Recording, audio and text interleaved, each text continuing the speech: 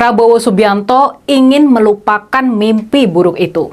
Dan dia ingin kita semua juga melupakan peristiwa biadab di sekitar tahun 1997 dan 1998 itu, sekitar 25 tahun yang lalu. Prabowo dan tim suksesnya bahkan mungkin ingin generasi muda kita, generasi milenial dan Gen Z, buta terhadap lembaran hitam dari sejarah bangsa kita itu. Tapi menariknya, justru adalah Presiden Jokowi yang menolak melupakan peristiwa yang didalangi oleh Prabowo Subianto itu. Kegiatan yang membuat dia dipecat, tidak hormat dari TNI. Adalah Presiden Jokowi yang membuat pengakuan terbuka dan resmi kalau peristiwa penghilangan orang secara paksa di tahun 1997 dan 1998 yang dilakukan Letnan Jenderal Prabowo Subianto itu adalah pelanggaran HAM berat. Satu dari 12 pelanggaran HAM berat yang diakui oleh negara. Pemerintah sudah mengakui dan mencatatnya dalam lembar sejarah bangsa kita. Adalah Presiden Jokowi, orang yang sekarang sedang terus-terusan didekat-dekati, dipuja-puji, dibujuk rayu oleh Prabowo, adalah Presiden Jokowi yang memberikan pukulan telak itu. Presiden Jokowi yang menetapkan juga kalau peristiwa yang didalangi Prabowo di masa lalu, 25 tahun lalu, itu adalah pelanggaran hak asasi manusia berat yang sebetulnya tidak termaafkan. Dan Presiden Jokowi pun membuka sebuah kemungkinan. Presiden Jokowi membuka kemungkinan pembentukan tim penyelesaian non-yudisial pelanggaran HAM berat di masa lalu. Menurut Menko Polhukam Mahfud MD, tim penyelesaian non-yudisial pelanggaran HAM berat ini akan ditugaskan untuk melakukan pemeriksaan dan penyelidikan ulang terhadap peristiwa pelanggaran HAM berat di Indonesia yang terjadi di masa lalu. Pastinya, pelanggaran HAM berat yang melibatkan Prabowo Subianto tidak mungkin luput dari pemeriksaan ulang oleh tim penyelesaian non-yudisial pelanggaran HAM berat di masa lalu. Jadi saya tenang, saya tidak kemana-mana. Ya jadi benar nggak selalu dibilang inilah itulah mau kudeta ya kan dan sebagainya, menculik, pembunuh dan ya kan. Jadi gimana ya? Saya mau apakan? Dan ini kan demokrasi. Kalau rakyat percaya semua tudingan-tudingan itu, ya rakyat nggak usah pilih saya. Selesai kan? Ya kan? Di acara Mata Najwa, Prabowo Subianto seolah menantang. Kata dia, kalau rakyat percaya semua tudingan itu, kalau rakyat percaya dia sudah melakukan penculikan dan penghilangan aktivis pro-demokrasi di tahun 1997 dan 1998, silahkan, jangan memilih dia. Pernyataan Prabowo ini sungguh menggelikan. Soalnya, kenyataannya selama ini di Pilpres tahun 2014 dan tahun 2019, Prabowo memang gagal terpilih jadi presiden. Dia selalu kalah dari Jokowi, orang yang pernah dia panggil dan dia remehkan dengan sebutan tukang andong itu. Sudah 2 kali pemilihan umum, rakyat Indonesia menolak Prabowo menjadi presiden. Ini adalah fakta.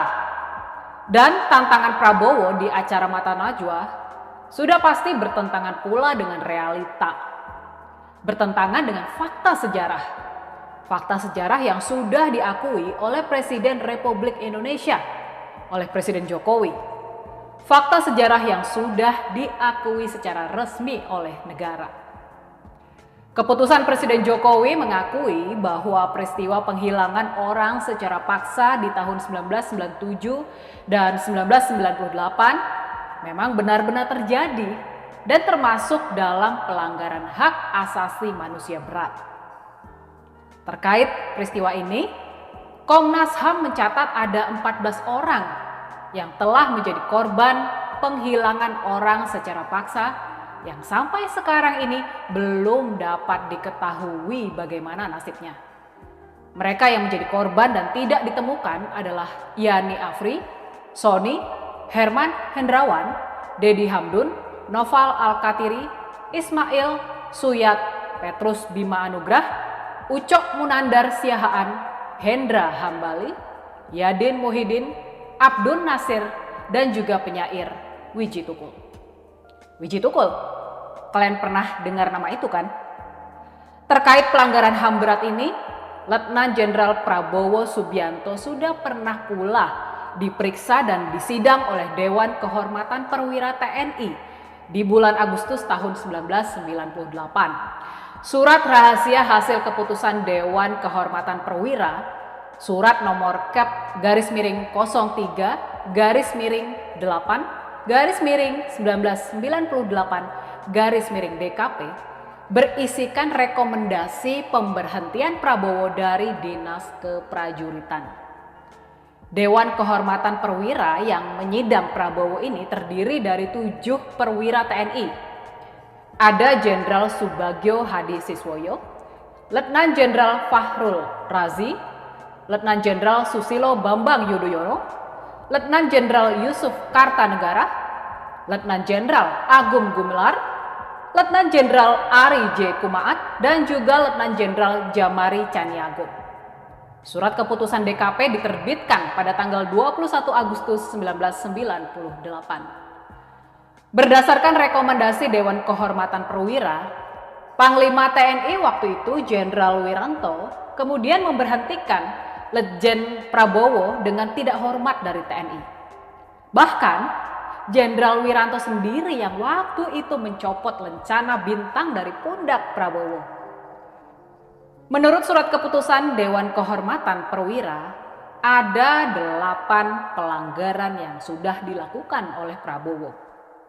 Di antara pelanggaran-pelanggaran itu, pelanggaran yang terpenting adalah Prabowo sudah memberikan penugasan kepada Satuan Tugas Mawar atau tim Mawar untuk menculik aktivis pro-demokrasi.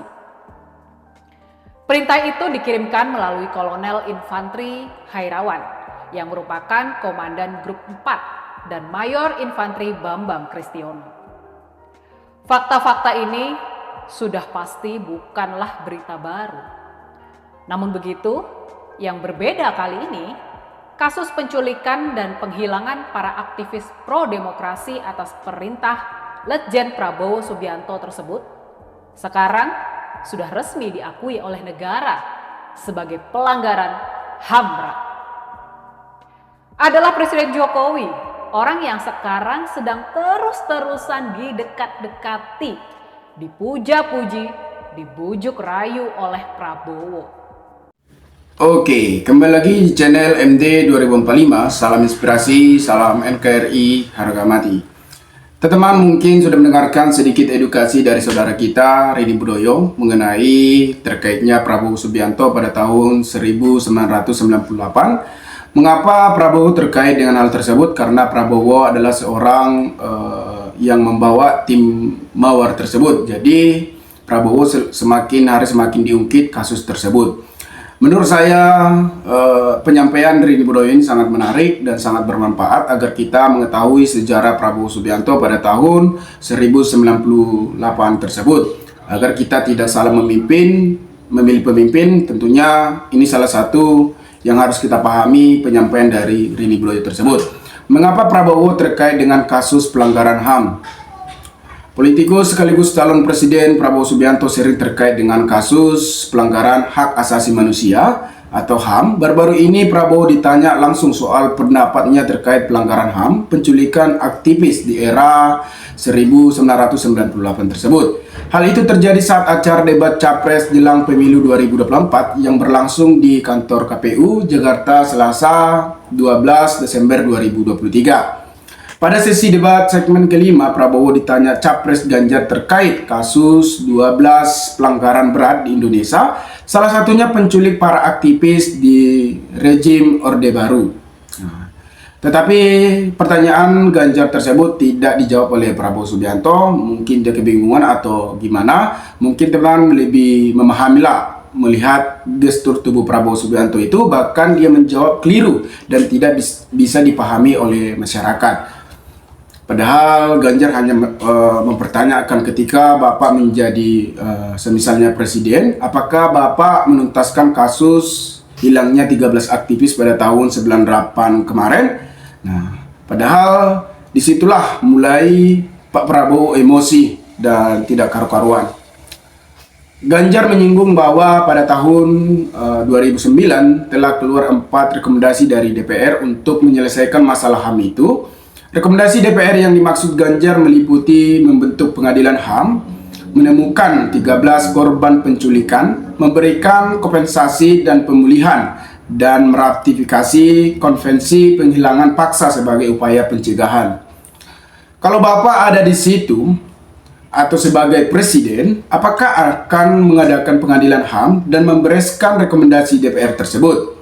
Pertanyaan kedua, di luar sana banyak menunggu ibu-ibu, apakah Bapak bisa membantu menemukan kuburnya yang hilang agar mereka bisa ziarah?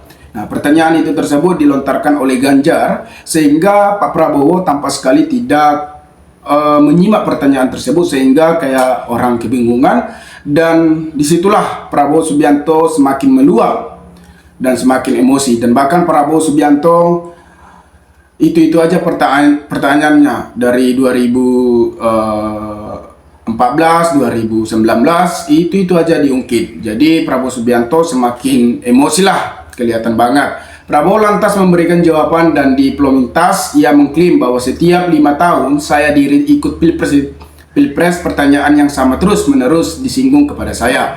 Prabowo turut bersolor jika dirinya sangat keras dalam membela HAM. Nah, ya wajar saja Ganjar menanyakan ya setiap 5 tahun ya, karena Prabowo Subianto ikut dalam tim mawar tersebut. Dan tentunya kepada siapa saja dipertanyakan tersebut, padahal Prabowo Subianto terkait dengan kasus tersebut, makanya dipertanyakan. Dan penculikan tersebut sampai sekarang tidak tuntas kasusnya, dan masyarakat juga atau keluarga dari hilangnya 13 aktivis tersebut ya pasti menunggu-nunggulah, karena sampai sekarang tidak menemukan kuburan tersebut dan bisa dibilang blur dan tidak diketahui sampai sekarang. Nyatanya orang-orang yang dulu ditahan tampol-tampol ya katanya saya penculik, sekarang ada di pihak saya dan membela saya. Jadi masalah HAM jangan dipolitisasi, jawab Prabowo Subianto. Prabowo soal isu 5 tahun pelanggaran HAM itu tentunya menimbulkan tanda-tanda publik. Jika Prabowo menepis dirinya terlibat dalam penculikan, maka mengapa ia terus diterkaitkan dengan kasus tersebut dan bagaimana faktanya? Isu menjerat Prabowo terkait pelanggaran HAM muncul sejak lama. Prabowo diduga ikut terlibat dengan kasus di Tim Mawar pada tahun 1998. Kasus Tim Mawar sendiri adalah tim khusus yang dibentuk untuk penculikan aktivis mahasiswa pro reformasi. Dugaan Prabowo terlibat dengan Tim Mawar dibeberkan oleh mantan aktivis yang pernah menjadi korban penculikan. Salah satunya aktivis tersebut adalah Andi yang kini menjadi politikus Partai Demokrat. Andi sempat dikabarkan menghilang pada 28 Maret 1998. Dia diciduk Tim Mawar dari Komando Pasukan Khusus. Posisi Prabowo saat itu baru dilantik sebagai Panglima Kostrad setelah sebelumnya menjadi Ditjen Kopassus.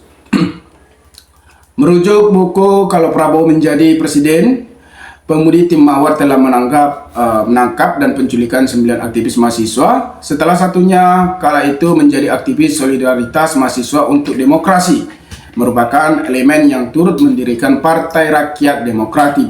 Melalui wawancara majalah D dan R edisi 25 Juli 1998, Andi menyatakan telah diculik di Lampung. Mahasiswa Ilmu Sosial dan Politik Universitas Gadjah Mada ini diboyong ke Jakarta dan dilimpahkan ke polisi pada 17 April 1998. Namun Andi Arifin dibebaskan. Menurut Andi, Arif peristiwa penculikan yang telah diakhiri rezim rejim Orde Baru tersebut menjadi sesuatu sistematis dan melibatkan tidak hanya satu kesatuan. Ia mengklaim bahwa model penculikan serupa kemungkinan juga dilakukan pada peristiwa lainnya seperti pasca kerusakan Tanjung Priuk 1998 atau kala peristiwa 27 Juli 1996. Adapun dugaan keterlibatan Prabowo menurut Andi terletak pada sosok pemberian perintah. Pilihannya adalah Prabowo Subianto atau sosok dengan pangkat lebih tinggi. Bisa dijawab dari panglima tertinggi saat itu dijabat Wiranto, tapi bisa juga ditafsirkan lain mengingatkan nama Beni begitu sering disebut oleh para penculik, tutur Andi. Dengan demikian, menurut Andi tidak bisa begitu saja Prabowo disalahkan. Dia sisi lain, posisi Prabowo bukanlah Dekjen Kopassus sewaktu penculikan terjadi. Pihak yang terlibat tidak mungkin berdiri sendiri. Artinya Prabowo ini sudah bermasalah dari awal. Jadi kita menyarankan bahwa memilih pemimpin itu harus tidak ada kasus apapun. Kita bisa lihat potensi Prabowo saja tidak mampu lagi untuk belusukan karena dia sudah tua dan tidak mampu untuk turun ke masyarakat. Dan Pak Jokowi juga sudah menyarankan pilihlah pemimpin yang kuat dan bisa belusukan ke masyarakat dan mampu untuk mengetahui apa keluhan masyarakat. Dan kita lihat juga Prabowo ini sudah cukup umur dan 72 tahun. Seharusnya Pak Prabowo sudah menikmati harta dan asetnya. Kalau dibilang Prabowo tidak gila jabatan, mengapa Prabowo kelima kalinya mencalonkan diri dalam kontestasi Pilpres di tahun-tahun sebelumnya? Jadi menurut saya Prabowo ini bukan hanya kepentingan masyarakat lagi dan bukan kepentingan negara lagi, melainkan kepentingan atau ambisi dirinya sendiri. Makanya dia selalu mencalonkan diri sebagai Pilpres terus-terus. Jadi menurut saya Prabowo sudah diketahui masyarakat dalam kasus-kasus penculikan pada tahun 98 tersebut. Jadi masyarakat juga sudah paham strategi Prabowo Subianto selama ini, yang ada kata gemoy atau fenomena gemoy yang menutupi kasus-kasusnya yang buram, dan dia juga yang suka marah-marah, yang emosian. Ya tentunya bagaimana jadi pemimpin yang seperti itu. Menurut saya sosok pemimpin yang harus memiliki ketegakan dan mempunyai prestasi dan pemikiran-pemikiran yang luar biasa.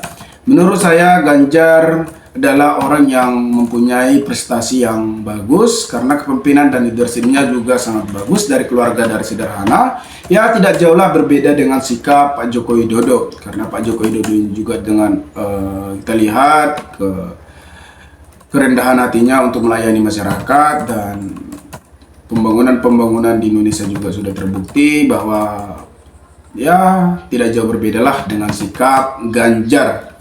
Dan kita harap Ganjar ketika menang dan melaksanakan program-program yang telah dibuat untuk saat ini dan visi misinya terlaksanakan, bukan hanya omong doang.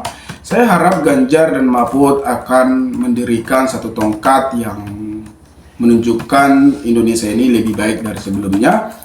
Bukan perubahan. Kalau mengatakan dengan Anies perubahan, itu menurut saya tidak pantas untuk dirubah lagi, tetapi bagaimana kita memperbaiki yang salah dan yang baik diperbaiki lagi untuk lebih baik ke depannya. Jadi kalau menurut saya Ganjar adalah orang yang emang kompeten, jadi orang yang percaya diri, orang yang tahu adab, bukan seperti Prabowo dan Gibran yang tidak punya akal dan hanya menyombongkan diri karena Gibran sebagai anak presiden.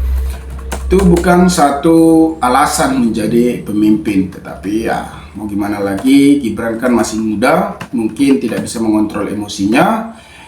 Ya tidak jauh berbedalah dengan sikap capres nomor urut 2. Jadi saya harap teman-teman sebelum kita memilih pemimpin, tentunya kita melihat dulu karakter dan rekam jejaknya.